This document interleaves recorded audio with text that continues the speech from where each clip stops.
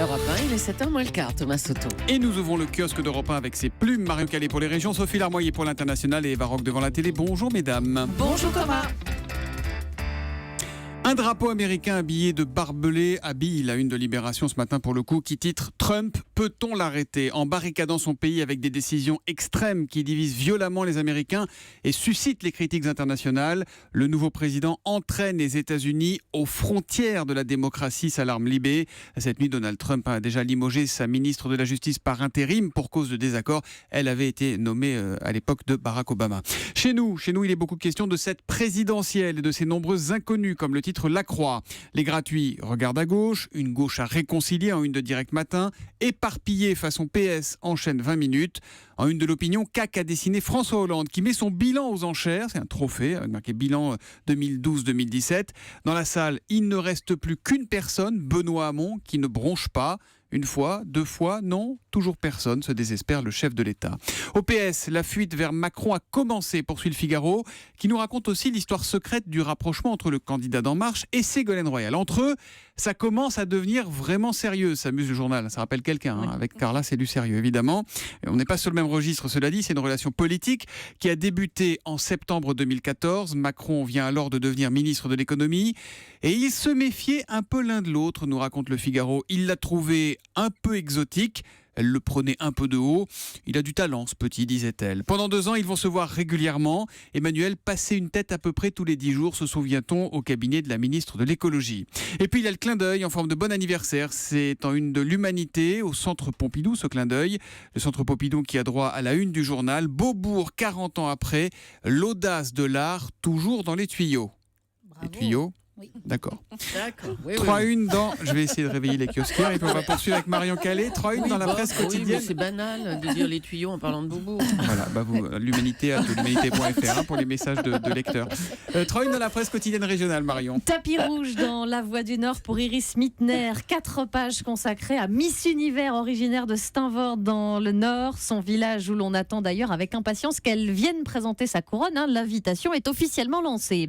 L'indignation dans Sud-Ouest de l'ancien leader du syndicat des assistants parlementaires. Et ce qui choque surtout Jean-François Cassan, ce sont les niveaux de salaire évoqués dans l'affaire Pénélope Fillon, entre 6 et 7 000 euros.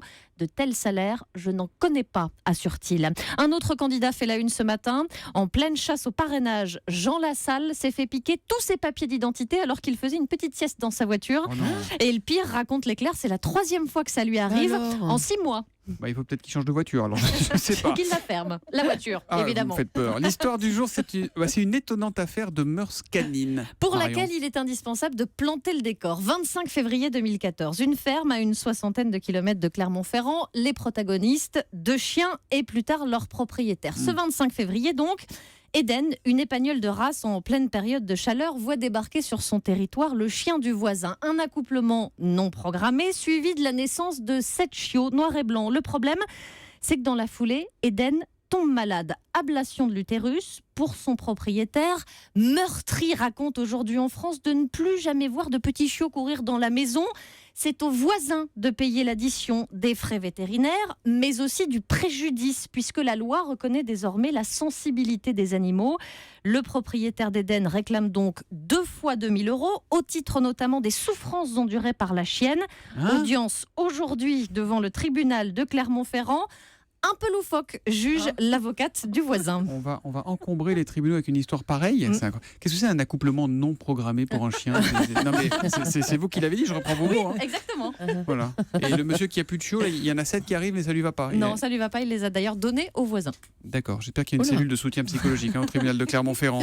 On se tourne vers la presse européenne avec vous, Sophie Larmoyer, la presse qui rapporte un incident qui a eu lieu ce week-end entre la Grèce et la Turquie. C'est quoi, c'est un incident militaire? Oui, le site du journal Ephemerida publie une petite vidéo du chef d'état-major de la marine grecque qui affirmait hier que ses troupes étaient prêtes à affronter toute provocation comme l'armée de terre et l'armée de l'air. Un autre site, Greek Reporter, rappelle ce qui s'est passé dimanche matin. Un navire de guerre turc est venu naviguer dans les eaux territoriales grecques en mer Égée, près de 2 petites îles qui s'appellent Imia. L'incident s'est vite résolu, cela dit, un bateau grec a demandé aux Turcs de partir, ce qu'ils ont fait au bout de quelques minutes. Bon, si tout est rentré dans l'ordre, quel est le problème, Sophie? Le problème, ce sont les photos publiées par les militaires turcs dès dimanche, juste après l'incident. précédent. Une jolie propagande, le chef des armées turques qui est soigneusement mis en scène à bord du navire lance-missile. En fond d'image, Imya, qui sont en fait 2 minuscules bouts de terre, 2 rochers à 7 km des côtes turques. Mais c'est un lieu très symbolique et la date l'est aussi, car Imya représente les luttes de souveraineté que se livrent la Grèce et la Turquie en mer Égée. Et il y a tout juste 11 ans, en 96, les 2 pays ont joué à se montrer les muscles, à poser leurs drapeaux sur les îlots.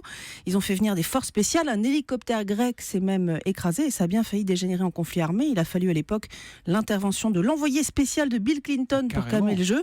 Donc la présence ce dimanche du chef des armées turques à bord d'un navire de guerre sciemment devant des photographes n'était pas anodine. Bon alors, certes, notre monde est souvent absurde, mais pourquoi faire monter la tension comme ça? Il y a une raison quelque part ou pas? Évidemment, le site d'information Euractiv consacré à l'actualité européenne rappelle que jeudi dernier, la Cour suprême grecque a décidé de ne pas extrader vers Ankara 8 militaires turcs qui avaient fait défection, vous savez, au lendemain du coup d'État manqué de juillet dernier contre le régime turc.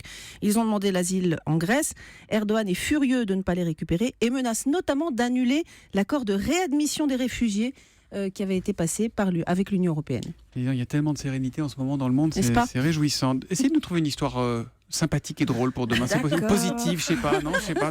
Mais il y en a plein. Moi. Si, il y en a On plein. va regarder la télé. Je sais pas si on va être moins déprimé. L'épopée des gueules noires sur France 2 à 20h55 et Baroque. Bon, vous avez adoré. Hein. Moi, j'ai adoré. C'était en 2004, la dernière mine de charbon en France fermait ses portes. Et alors, c'est vraiment la fin d'une activité qui a symbolisé depuis le 19e siècle d'abord l'industrialisation, mais aussi la naissance d'une classe sociale, la classe ouvrière, et d'un autre monde. Et c'est Aimable, qui est un ancien mineur, qui le raconte. On mange de la mine à table, on mange de la mine toute la journée.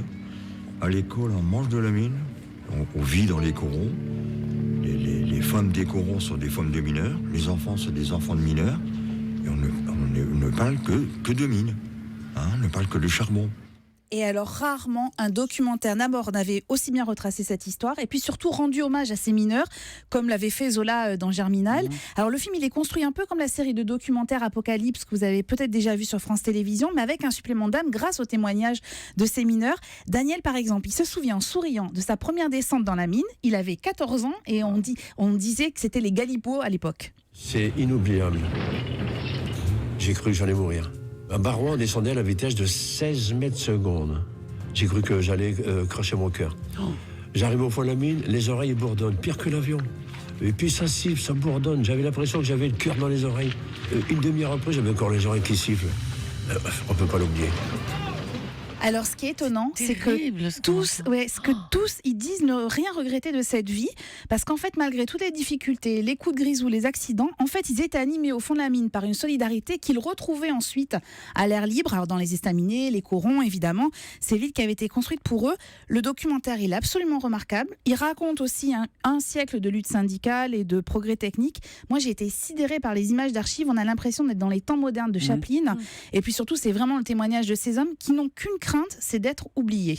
Ben vous savez quoi, vous nous donnez envie avec l'épopée des gueules noires sur France 2 à 20h55. Et le plus bel hommage au coron qui existe, ça reste celui-là. Au nord, c'était les corons.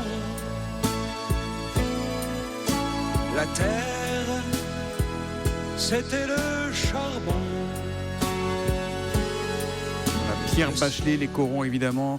Titre repris avant chaque début de match au Stade Bollaert-Talence avec toute l'histoire et la culture qui va derrière. C'est un truc poignant. Si un jour vous avez l'occasion, allez-y, c'est incroyable. Ça fait monter les poils, comme on dit. Voilà, c'est ça. Séquence frisson, oui. Ouais. Séquence, on met le rideau sur le kiosque. À demain les amis. À demain.